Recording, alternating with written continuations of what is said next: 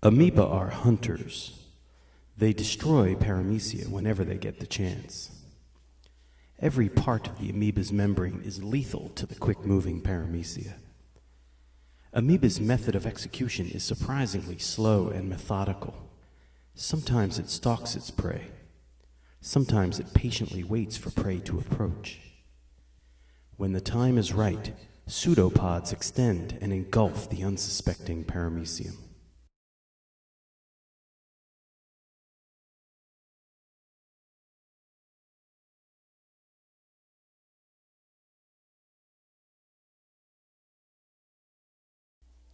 Every embrace ends with the formation of a food vacuole.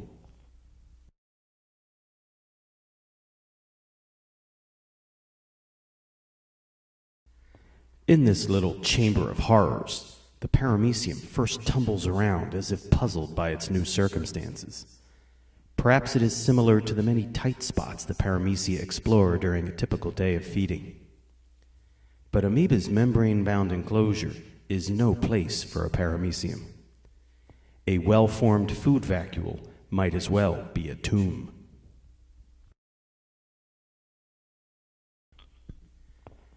Amoeba greets a newly captured paramecium with a barrage of molecular scissors.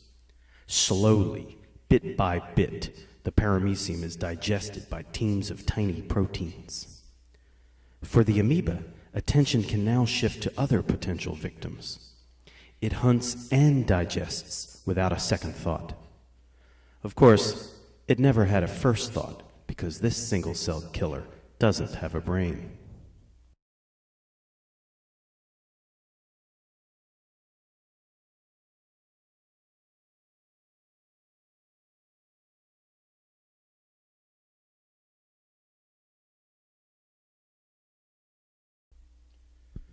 For the paramecium, the overriding goal is to escape, and do so quickly. Yet as protein damage accumulates, the life of the paramecium drains away. Contractile vacuoles stop pumping, cilia wave more slowly, protein construction grinds to a halt.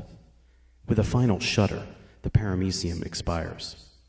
One more little life extinguished from the universe by a hungry amoeba.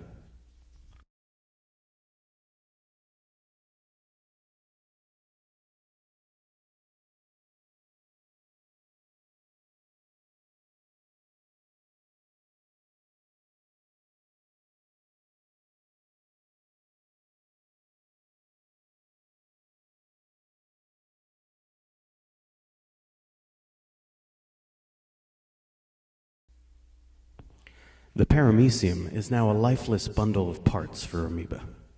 As nutrients are transported into the cytoplasm, the paramecium corpse shrinks to nothing, and the amoeba grows.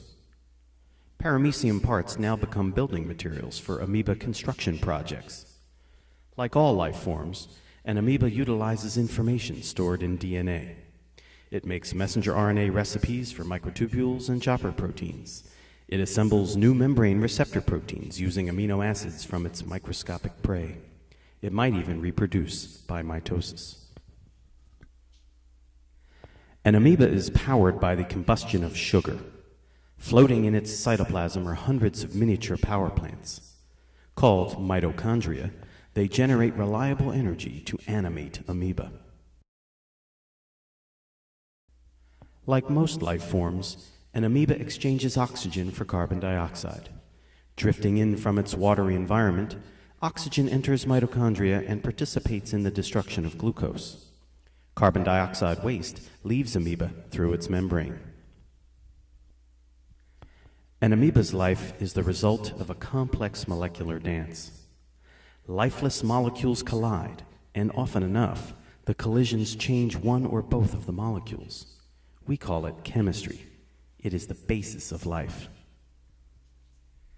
Unfortunately for paramecia, the molecular dance that is an amoeba's life requires a steady supply of food in the form of paramecia. Paramecia death is the price paid for an amoeba's life.